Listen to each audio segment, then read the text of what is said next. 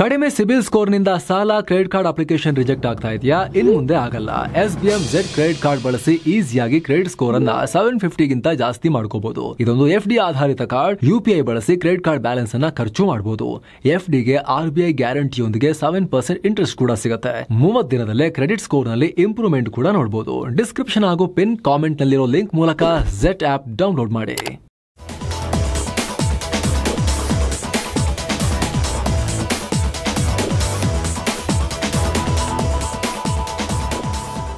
Hi friends, ಇದು mastmaga.comನ international bulletin ಸುತ್ತು ಜಗತ್ತು. ನಾನು ಅಮರ್ ಪ್ರಸಾದ್. ಭಾರತ ಮತ್ತು ಅಮೆರಿಕ ಸಂಬಂಧದಲ್ಲಿ ಟ್ಯಾರಿಫ್ ದೊಡ್ಡ ಸಮಸ್ಯೆಯಾಗಿ ಕಾಡ್ತಾ ಇದೆ. ಎರಡು ರಾಷ್ಟ್ರಗಳ ನಡುವೆ ಬಿರುಕು ಏನು ಉಂಟಾಗಿದೆಯಲ್ಲ, ಅದು ಕ್ಷಣ ಕ್ಷಣಕ್ಕೂ ದೊಡ್ಡದಾಗ್ತಿದೆ. ಭಾರತಕ್ಕೆ ಆಲ್ರೆಡಿ 50% ಟ್ಯಾರಿಫ್ ಹೇರಿದ್ರೂ ಕೂಡ ಟ್ರಂಪ್ಗೆ ಮತ್ತು ಟ್ರಂಪ್ ಹಿಂಬಾಲಕರಿಗೆ ತೃಪ್ತಿ ಇಲ್ಲ. ಈಗ ಮತ್ತಷ್ಟು ಟ್ಯಾರಿಫ್ ಭಾರತದ ಮೇಲೆ ಹಾಕ್ತೀವಿ ಅಂತ ಅಮೆರಿಕದ ಟ್ರೆಜರಿ ಸೆಕ್ರೆಟರಿ ಸ್ಕಾಟ್ ಬೆಸೆಂಟ್ ಧಮಕಿ ಹಾಕಿದ್ದಾರೆ. ರಷ್ಯಾದಿಂದ ತೈಲ ಖರೀದಿ ಮಾಡ್ತಿದ್ದಾರೆ ಅಂತ ನಾವು ಭಾರತದ ಮೇಲೆ ಸೆಕೆಂಡರಿ ಟ್ಯಾರಿಫ್ ಹಾಕಿ ಟೋಟಲ್ 50% ಮಾಡಿದ್ವಿ. ಮುಂದೇನೂ ಸರಿ ಹೋಗಿಲ್ಲ ಅಂದರೆ ಭಾರತದ ಮೇಲಿರೋ ಈ ಸೆಕೆಂಡರಿ ಟ್ಯಾರಿಫ್ ಇನ್ನಷ್ಟು ಜಾಸ್ತಿ ಆಗ್ಬೋದು. ಎಲ್ಲವೂ ಆಗಸ್ಟ್ 15ನೇ ತಾರೀಕು ಅಲಾಸ್ಕಾದಲ್ಲಿ ನಡೆಯಲಿರೋ ಅಮೆರಿಕ ಅಧ್ಯಕ್ಷ ಡೊನಾಲ್ಡ್ ಟ್ರಂಪ್ ಮತ್ತು ರಷ್ಯಾ ಅಧ್ಯಕ್ಷ ವ್ಲಾಡಿಮಿರ್ ಪುಟಿನ್ ನಡುವಿನ ಮಾತುಕತೆ ಮೇಲೆ ಡಿಪೆಂಡ್ ಆಗಿದೆ. ಮಾತುಕತೆಯ ಔಟ್ಕಮ್ ಚೆನ್ನಾಗಿದ್ರೆ ರಷ್ಯಾ ವಿರುದ್ಧ ತಗೊಂಡ ಸ್ಯಾಂಕ್ಷನ್ ಕ್ರಮವನ್ನ ಸಡಿಲಿಸೋ ಚಾನ್ಸಸ್ ಇದೆ. ಇಲ್ಲ ಅಂದರೆ ಸ್ಯಾಂಕ್ಷನ್ಸ್ ಜಾಸ್ತಿ ಆಗುತ್ತೆ ಅಂತ ಎಚ್ಚರಿಕೆ ಕೊಟ್ಟಿದ್ದಾರೆ. ಜೊತೆಗೆ ರಷ್ಯಾದಿಂದ ತೈಲ ತರಿಸ್ಕೊಳ್ತಾ ಇರೋ ಚೀನಾ ಮತ್ತು ಇತರ ರಾಷ್ಟ್ರಗಳ ಮೇಲೆ ಸ್ಯಾಂಕ್ಷನ್ ಹೇರೋಕೆ ಯುರೋಪಿಯನ್ ರಾಷ್ಟ್ರಗಳು ನಮ್ಮ ಜೊತೆಗೆ ಸೇರಬೇಕು, ಅದರ ಅಗತ್ಯ ಇದೆ. ಒಂದು ಯುರೋಪಿಯನ್ ರಾಷ್ಟ್ರಗಳು ಕ್ರಮ ತಗೋಬೇಕು, ಇಲ್ಲಾಂದರೆ ಸುಮ್ಮನೆ ಬಾಯಿ ಮುಚ್ಕೊಂಡು ಕೂರಬೇಕು ಅಂತೆಲ್ಲ ತಮ್ಮ ಮಿತ್ರರ ಬಗ್ಗೆ ಮಾತನಾಡಿದ್ದಾರೆ. ಅಂದಹಾಗೆ ಇದೇ ಬೆಸೆಂಟ್ ಈ ಹಿಂದೆ ಭಾರತ ಹಠಮಾರಿ ಟ್ರೇಡ್ ಟಾಕ್ಸಲ್ಲಿ, ಈ ನೆಗೋಷಿಯೇಷನಲ್ಲಿ ಬಗ್ತಾನೇ ಇಲ್ಲ, ಸಿಕ್ಕಾಪಟ್ಟೆ ಚರ್ಚೆ ಮಾಡ್ತಿದ್ದಾರೆ ಅಂತೆಲ್ಲ ಈ ಹಿಂದೆ ಹೇಳಿಕೆಯನ್ನು ಕೊಟ್ಟಿದ್ರು. ಈಗ ಮತ್ತೆ ಬೆದರಿಕೆ ಹಾಕಿದ್ದಾರೆ. ಈಗ ಆಲ್ರೆಡಿ 25% ಹೆಚ್ಚುವರಿ ಟ್ಯಾರಿಫ್ ಹೇರಿ ಅಮೆರಿಕದಲ್ಲಿ ತೀವ್ರ ಖಂಡನೆ ವ್ಯಕ್ತವಾಗ್ತಿರೋದು ಸಾಲದು ಅಂತ ಮತ್ತೆ ಟ್ರಂಪ್ ಆಡಳಿತ 25+25 50 ಆಗಿರೋದನ್ನ ಇನ್ನೂ ಜಾಸ್ತಿ ಮಾಡ್ತೀವಿ ಅಂತ ಹೇಳಿ ಹುಚ್ಚಾಟ ತೋರಿಸ್ತಾ ಇದ್ದಾರೆ. ಇನ್ನೇನು ಒಂದಿನದಲ್ಲಿ ಟ್ರಂಪ್ ಮತ್ತು ಪುಟಿನ್ ನಡುವೆ ಅಲಾಸ್ಕಾದಲ್ಲಿ ಮೀಟಿಂಗ್ ಕೂಡ ನಡೆಯುತ್ತೆ. ಆ ಗ್ಯಾಪ್ನಲ್ಲಿ, ಸಣ್ಣ ಗ್ಯಾಪ್ನಲ್ಲಿ ಟ್ರಂಪ್ ಪುಟಿನ್ಗೆ ಧಮಕಿ ಹಾಕಿದ್ದಾರೆ. ಅಲಾಸ್ಕಾ ಭೇಟಿ ನಂತರ ಪುಟಿನ್ ಯುಕ್ರೇನ್ ಜೊತೆ ಯುದ್ಧ ನಿಲ್ಲಿಸದೆ ಹೋದರೆ ರಷ್ಯಾ ಕೆಟ್ಟ ಪರಿಣಾಮ ಫೇಸ್ ಮಾಡಬೇಕಾಗುತ್ತೆ ಅಂತ ಕೂಡ ವಾರ್ನಿಂಗ್ ಕೊಟ್ಟಿದ್ದಾರೆ. ಯುಕ್ರೇನ್ ಅಧ್ಯಕ್ಷ ವೊಲೋಡಿಮಿರ್ ಝೆಲೆನ್ಸ್ಕಿ ಸೇರಿ ಇತರ ಯುರೋಪಿಯನ್ ನಾಯಕರೊಂದಿಗೆ ವರ್ಚುವಲ್ ಮೀಟಿಂಗ್ ಮಾಡಿದ ನಂತರ ಟ್ರಂಪ್ ಈ ರೀತಿ ಎಚ್ಚರಿಕೆ ಕೊಟ್ಟಿದ್ದಾರೆ. ಅಲ್ಲದೆ ಅಲಾಸ್ಕಾದಲ್ಲಿ ಪುಟಿನ್ ಜೊತೆಗೆ ಮೀಟಿಂಗ್ ಆದ ತಕ್ಷಣ ಝೆಲೆನ್ಸ್ಕಿ ಪುಟಿನ್ ಜೊತೆ ಒಟ್ಟಿಗೆ ಕೂತು ಮೀಟಿಂಗ್ ಮಾಡ್ತೀನಿ ಅಂತ ಕೂಡ ಟ್ರಂಪ್ ಹೇಳಿದ್ದಾರೆ. ಏನೋ ಭಾರತದ ಮೇಲೆ ಟ್ರಂಪ್ ಹಾಕಿರೋ 50% ಟ್ಯಾರಿಫ್ ವಿಚಾರವಾಗಿ ಅಮೆರಿಕ ಮೂಲದ international credit rating agency S&P global ಭವಿಷ್ಯವಾಣಿ ನುಡಿದಿದೆ. ಭಾರತದ ಮೇಲೆ ಟ್ಯಾರಿಫ್ ಹಾಕೋದ್ರಿಂದ ಅದರ ಆರ್ಥಿಕ ಬೆಳವಣಿಗೆಗೆ ಸಮಸ್ಯೆ ಆಗಲ್ಲ, ಯಾಕಂದರೆ ಭಾರತ ಅಂತಾರಾಷ್ಟ್ರೀಯ ವ್ಯಾಪಾರದ ಮೇಲೆ ಜಾಸ್ತಿ ಡಿಪೆಂಡ್ ಆಗಿಲ್ಲ. ಅಮೆರಿಕಾಗೆ ಭಾರತ ಬಹಳ ಏನು ರಫ್ತು ಮಾಡಲ್ಲ. ಭಾರತದ ಒಟ್ಟು GDPಯಲ್ಲಿ ಇದರ ಪಾಲು ಜಸ್ಟ್ 2% ಇದೆ. ಅಮೆರಿಕಾಗೆ ಹೆಚ್ಚು ರಫ್ತು ಮಾಡೋ ಭಾರತದ ಫಾರ್ಮಾ ಮತ್ತು ಕನ್ಸ್ಯೂಮರ್ ಎಲೆಕ್ಟ್ರಾನಿಕ್ ಸೆಕ್ಟರ್ಗಳಿಗೂ ಟ್ಯಾರಿಫ್ನಿಂದ ದೊಡ್ಡ ಹೊಡೆತ ಏನು ಬೀಳಲ್ಲ. ಅಮೆರಿಕ ಅದೆಷ್ಟೇ ಹೈ ಟ್ಯಾರಿಫ್ ಹಾಕಿದ್ರೂ ಭಾರತದ ಆರ್ಥಿಕತೆ ಸ್ಟ್ರಾಂಗ್ ಆಗೇ ಇರುತ್ತೆ ಅಂತ S&P ಗ್ಲೋಬಲ್ ಸಂಸ್ಥೆಯ ಡೈರೆಕ್ಟರ್ ಈಫಾನ್ ಪೂವಾ ಹೇಳಿಕೆಯನ್ನು ಕೊಟ್ಟಿದ್ದಾರೆ. ಏನು ಟ್ಯಾರಿಫ್ ವಿಚಾರವಾಗಿ ಟ್ರಂಪ್ಗೆ ಅಮೆರಿಕದಲ್ಲೇ ಸಾಕಷ್ಟು ಪ್ರತಿರೋಧ ವ್ಯಕ್ತವಾಗ್ತಾ ಇದೆ.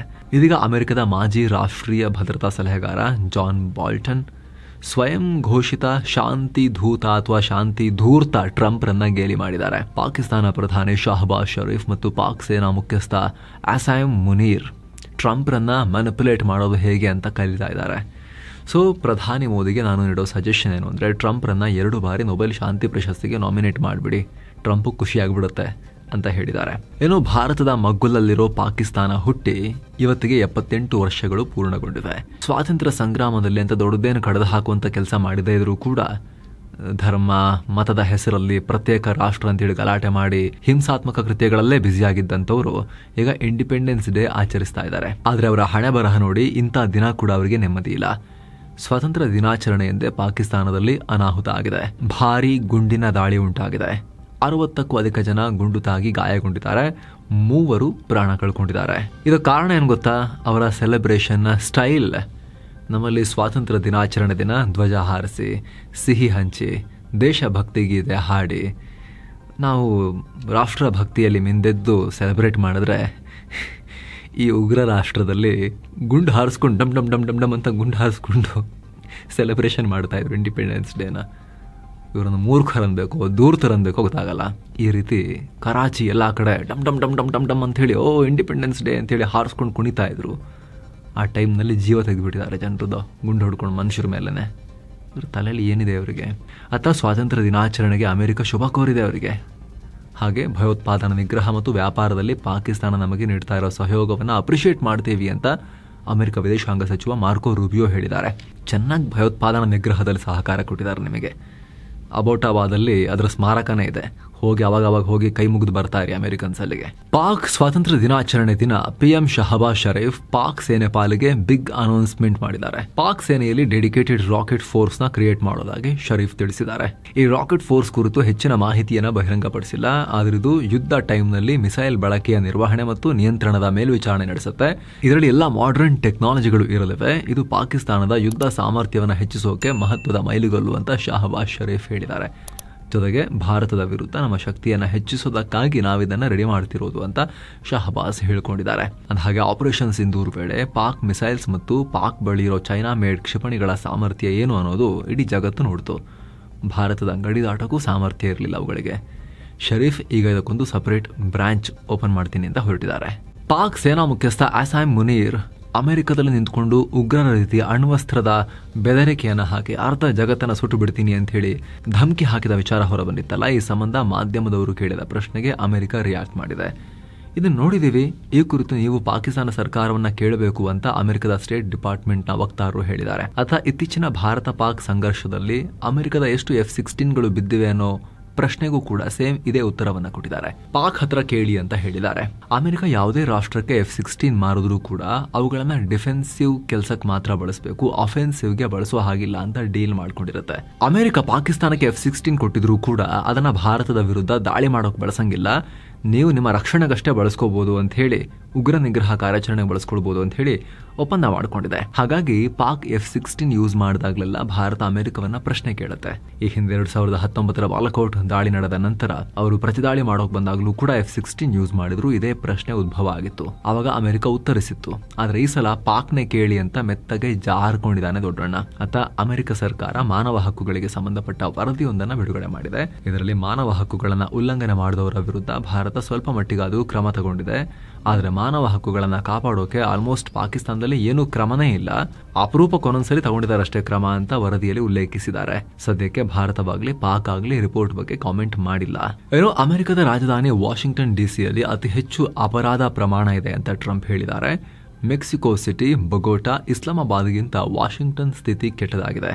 ಅಲ್ಲದೆ ಇರಾಕ್ನ ಫಲುಜಾ ಸಿಟಿಗಿಂತ ವಾಷಿಂಗ್ಟನ್ DC 10 ಪಟ್ಟು ಹೆಚ್ಚು ಅಪರಾಧ ಪ್ರಮಾಣ ಇದೆ. ಕಳೆದ 10 ವರ್ಷಗಳಲ್ಲಿ ಕೊಲೆಗಳ ಸಂಖ್ಯೆ ಡಬಲ್ ಆಗಿದೆ. ಆದರೆ ಭ್ರಷ್ಟ ಅಧಿಕಾರಿಗಳು ಮಾತ್ರ ಸರಿಯಾದ ಡೇಟಾ ರಿಲೀಸ್ ಮಾಡ್ತಿಲ್ಲ ಅಂತ ಟ್ರಂಪ್ ತಮ್ಮ ಟ್ರೂತ್ ಸೋಷಿಯಲ್ನಲ್ಲಿ ಅವರದೇ ರಾಜಧಾನಿ ಬಗ್ಗೆ ಪೋಸ್ಟ್ ಹಾಕಿದ್ದಾರೆ. ಇನ್ನು ವಾಷಿಂಗ್ಟನ್ನ ಡೆಮೊಕ್ರೆಟಿಕ್ ಗವರ್ಮೆಂಟ್ ಹೆಚ್ಚಿನ ಪ್ರಕರಣಗಳಲ್ಲಿ ತನಿಖೆ, ಬಂಧನ, ವಿಚಾರಣೆಯನ್ನು ಸ್ಟಾಪ್ ಮಾಡಿಬಿಟ್ಟಿದೆ, ಕ್ರಮನೇ ತಗೊಳ್ತಾ ಇಲ್ಲ ಅಂತ ಆರೋಪಿಸಿದ್ದಾರೆ. ಎದುರಾಳಿ ಪಾರ್ಟಿಯವರು ಸರ್ಕಾರ ವಾಷಿಂಗ್ಟನ್ನಲ್ಲಿದೆ, ಅವರು ಸರಿ ಕೆಲಸ ಮಾಡ್ತಿಲ್ಲ ಅಂತ. ಏನೋ ಇಸ್ರೇಲ್ ಪ್ರಧಾನಿ ಬೆಂಜಮಿನ್ ನೆತನ್ಯಾಹು ಇದೀಗ ದೊಡ್ಡ ಹೇಳಿಕೆ ಕೊಟ್ಟಿದ್ದಾರೆ. ಗ್ರೇಟರ್ ಇಸ್ರೇಲ್ ಬಗ್ಗೆ ಮಾತನಾಡಿದ್ದಾರೆ. ನಾನೀಗ ಐತಿಹಾಸಿಕ ಮಿಷನ್ನಲ್ಲಿ ಇರೋ ರೀತಿ ಅನಿಸ್ತಾ ಇದೆ ಅಂತ ಹೇಳಿದ್ದಾರೆ. ಅಲ್ಲದೆ ಗ್ರೇಟರ್ ಇಸ್ರೇಲ್ ದೃಷ್ಟಿಕೋನವನ್ನು ಬೆಂಬಲಿಸುವುದಾಗಿ ಹೇಳಿದ್ದಾರೆ. ನ್ಯೂಸ್ ಚಾನೆಲ್ ಒಂದರ ಇಂಟರ್ವ್ಯೂನಲ್ಲಿ ಗ್ರೇಟರ್ ಇಸ್ರೇಲ್ನ ಸಪೋರ್ಟ್ ಮಾಡ್ತೀರಾ ಅನ್ನೋ ಪ್ರಶ್ನೆ ಕೇಳಲಾಗಿತ್ತು. ಅದಕ್ಕೆ ನೆತನ್ಯಾಹು ಈ ರೀತಿ ಉತ್ತರಿಸಿದ್ದಾರೆ. ಗ್ರೇಟರ್ ಇಸ್ರೇಲ್ ಅನ್ನೋ ಕಾನ್ಸೆಪ್ಟ್ 1967ರಲ್ಲಿ ಇಸ್ರೇಲ್ ಮತ್ತು ಈಜಿಪ್ಟ್, ಜೋರ್ಡನ್, ಸಿರಿಯಾ ನಡುವೆ ನಡೆದ 6 ದಿನಗಳ ಯುದ್ಧದ ನಂತರ ಪ್ರಚಲಿತವಾಯಿತು. ಗ್ರೇಟರ್ ಇಸ್ರೇಲ್ ಅಂತ ಹೇಳಿದ್ರೆ ಪ್ಯಾಲೆಸ್ತೈನ್ ಪ್ರದೇಶಗಳ ಜೊತೆಗೆ ಜೋರ್ಡನ್ ಮತ್ತು ಈಜಿಪ್ಟ್ಗೆ ಸೇರಿರೋ ಒಂದಷ್ಟು ಜಾಗಗಳನ್ನು ಕೂಡ ಒಳಗೊಂಡಿರುತ್ತೆ. ಅದು ಇದಕ್ಕೆ ನೆತನ್ಯಾಹು ಈಗ ಸಪೋರ್ಟ್ ಮಾಡ್ತೀವಿ ಅಂತ ಹೇಳಿದ್ದು ಅರಬ್ ರಾಷ್ಟ್ರಗಳ ಕೆಂಗಣ್ಣಿ ಗುರಿಯಾಗಿದ್ದಾರೆ. ನೆತನ್ಯಾಹುರ ಈ ಹೇಳಿಕೆಗೆ ಅರಬ್ ಲೀಗ್ ತೀವ್ರ ಖಂಡನೆ ವ್ಯಕ್ತಪಡಿಸಿದೆ. ಇಂಥ ಹೇಳಿಕೆಗಳು ಅರಬ್ ರಾಷ್ಟ್ರಗಳ ಸಾರ್ವಭೌಮತ್ವವನ್ನು ಪ್ರಶ್ನೆ ಮಾಡಿದ ಹಾಗಾಗತ್ತೆ, ನಮ್ಮ ಪ್ರಾದೇಶಿಕ ಭದ್ರತೆ ಮತ್ತು ಸ್ಥಿರತೆಗೆ ತೊಡಕುಂಟಾಗತ್ತೆ ಅಂತ ಕಿಡಿಕಾರಿದ್ದಾರೆ. ಇನ್ನೊಂದು ಕಡೆ ಇಸ್ರೇಲ್ ಗಾಜಾ ಪಟ್ಟಿಯಲ್ಲಿ ಹಮಸ್ಗಳನ್ನು ಕ್ಲೀನ್ ಮಾಡೋ ಕಾರ್ಯವನ್ನು ಕಂಟಿನ್ಯೂ ಮಾಡಿದೆ. ಇಸ್ರೇಲ್ ಗಾಜಾದ ವಿವಿಧ ಕಡೆ ನಡೆಸಿದ ಹೊಸ ದಾಳಿಗಳಲ್ಲಿ ಕನಿಷ್ಠ 100 ಜನ ಪ್ರಾಣ ಕಳ್ಕೊಂಡಿದ್ದಾರೆ ಅಂತ ಹಮಸ್ ಹೇಳಿದೆ. ಇನ್ನು ಅಮೆರಿಕದ ಮಾಜಿ ಅಧ್ಯಕ್ಷ ಜೋ ಬೈಡೆನ್ ಮಗ ಹಂಟರ್ ಬೈಡೆನ್ ಪ್ರಸ್ತುತ ಅಧ್ಯಕ್ಷ ಟ್ರಂಪ್ ಪತ್ನಿ ಮೆಲಾನಿಯಾ ಟ್ರಂಪ್ ಮೇಲೆ ಗಂಭೀರ ಆರೋಪ ಮಾಡಿದರು. ಅಮೆರಿಕದಲ್ಲಿ ಲೈಂಗಿಕ ಹಗರಣದಲ್ಲಿ ಕುಖ್ಯಾತಿ ಪಡೆದ ಜೆಫ್ರಿ ಎಪ್ಸ್ಟೀನ್ ಅವರೇ ಈ ಮೆಲಾನಿಯಾರನ್ನ ಟ್ರಂಪ್ಗೆ ಪರಿಚಯ ಮಾಡಿಕೊಟ್ಟಿದ್ದು ಅಂತ ಹಂಟರ್ ಬೈಡೆನ್ ಇಂಟರ್ವ್ಯೂ ಒಂದರಲ್ಲಿ ಹೇಳಿಕೆ ಕೊಟ್ಟರು. ಇದಕ್ಕೀಗ ಮೆಲಾನಿಯಾ ಟ್ರಂಪ್ ರಿಯಾಕ್ಟ್ ಮಾಡಿ ಹಂಟರ್ ಬೈಡನ್ ತಮ್ಮ ವಿರುದ್ಧ ಮಾನಹಾನಿಕರ ಹೇಳಿಕೆ ಕೊಟ್ಟಿದ್ದಾರೆ ಅಂತ $1 ಬಿಲಿಯನ್ ಡಿಮಾಂಡ್ ಮಾಡಿ ಲೀಗಲ್ ನೋಟಿಸ್ ಕಳಿಸಿದ್ದಾರೆ. ಅಮೆರಿಕದ ಇಂಡಿಯಾನಾದಲ್ಲಿರೋ BAPS ಸ್ವಾಮಿನಾರಾಯಣ್ ಅಕ್ಷರಧಾಮ್ ಟೆಂಪಲ್ನ ಸೈನ್ ಬೋರ್ಡ್ನ ವಿರೂಪಗೊಳಿಸಲಾಗಿದೆ. ಇದಕ್ಕೆ ಶಿಕಾಗೋದಲ್ಲಿರೋ ಭಾರತದ ಕಾನ್ಸುಲೇಟ್ ಕಚೇರಿ ರಿಯಾಕ್ಟ್ ಮಾಡಿದೆ. ಈ ಘಟನೆ ದ್ವೇಷಪೂರಿತ, ಖಂಡನೀಯ ಅಂತ ಹೇಳಿದೆ. ಇನ್ನು ಇಟಲಿಯ ಲ್ಯಾಂಪೆಡ್ಯೂಸಾ ಅನ್ನೋ ದ್ವೀಪದ ಹತ್ತಿರ 2 ಬೋಟ್ ಮುಳುಗಿ ಪರಿಣಾಮ 26 ವಲಸಿಗರು ಮೃತಪಟ್ಟಿದ್ದಾರೆ, 10 ಜನ ನಾಪತ್ತೆಯಾಗಿದ್ದಾರೆ. ಇನ್ನು ಸುಮಾರು 60 ಜನರನ್ನ ರಕ್ಷಿಸಲಾಗಿದೆ ಅಂತ ಇಟಲಿಯ ಕೋಸ್ಟ್ ಗಾರ್ಡ್ ಮತ್ತು ವಿಶ್ವಸಂಸ್ಥೆಯ ಅಧಿಕಾರಿಗಳು ಹೇಳಿದ್ದಾರೆ. ಈ ಬೋಟ್ಗಳು ಟ್ರಿಪೋಲಿ ಮತ್ತು ಲಿಬಿಯಾದಿಂದ ಬರ್ತಾ ಇದ್ವು. ವಲಸಿಗರು ಅಕ್ರಮವಾಗಿ ದಾಟೋಕೆ ಪ್ರಯತ್ನ ಪಡ್ತಾ ಇದ್ರು. ಮೊದಲಿಗೆ ಒಂದು ಬೋಟ್ ಮುಳುಗ್ತು, ನಂತರ ಅದರಲ್ಲಿದ್ದ ಜನ ಇನ್ನೊಂದು ಬೋಟ್ಗೆ ಹತ್ತೋಕೆ ಪ್ರಯತ್ನ ಪಟ್ಟರು. ಆಗ ಇನ್ನೊಂದು ಬೋಟ್ ಕೂಡ ಮಗುಚಿದೆ ಅಂತ ಇಟಲಿಯ ಕೋಸ್ಟ್ ಗಾರ್ಡ್ ತಿಳಿಸಿದೆ. ಪಪುವಾ ಅನ್ನೋ ಪ್ರದೇಶದಲ್ಲಿ 6.3 ತೀವ್ರತೆಯ ಭೂಕಂಪ ಉಂಟಾಗಿದೆ. ಯಾವುದೇ ಪ್ರಾಣಹಾನಿ ಅಥವಾ ಆಸ್ತಿಪಾಸ್ತಿ ಹಾನಿ ಬಗ್ಗೆ ಇನ್ನೂ ಕೂಡ ಸ್ಪಷ್ಟ ಚಿತ್ರಣ ಸಿಕ್ಕಿಲ್ಲ. ಜೊತೆಗೆ ಯಾವುದೇ ಸುನಾಮಿ ಅಲರ್ಟ್ನ ಕೂಡ ಜಾರಿ ಮಾಡಿಲ್ಲ. ಅಂದಹಾಗೆ ಇತ್ತೀಚೆಗೆ ರಷ್ಯಾದಲ್ಲಿ 8.8 ತೀವ್ರತೆಯ ಭೂಕಂಪ ಆಗಿ ಇಡೀ ಪ್ಯಾಸಿಫಿಕ್ ತೀರ ಪ್ರಕ್ಷುಬ್ಧಗೊಂಡಿತ್ತು. ಅದರ ಬೆನ್ನಲ್ಲೇ ಅಲ್ಲಲ್ಲಿ ಪದೇ ಪದೇ ಈಗ ಭೂಮಿ ಕಂಪಿಸ್ತಾ ಇದೆ. ಈಗ ಇಂಡೋನೇಷ್ಯಾದಲ್ಲಿ ಭೂಮಿ ಕಂಪಿಸಿದೆ. ಸೊ ಫ್ರೆಂಡ್ಸ್, ಇದಾಗಿತ್ತು ಇವತ್ತಿನ ಜಗತ್ತಿನ ಸುತ್ತಾಟ. ಮತ್ತೆ ಭೇಟಿಯಾಗ್ತಿರೋಣ. ನಮಸ್ತೆ.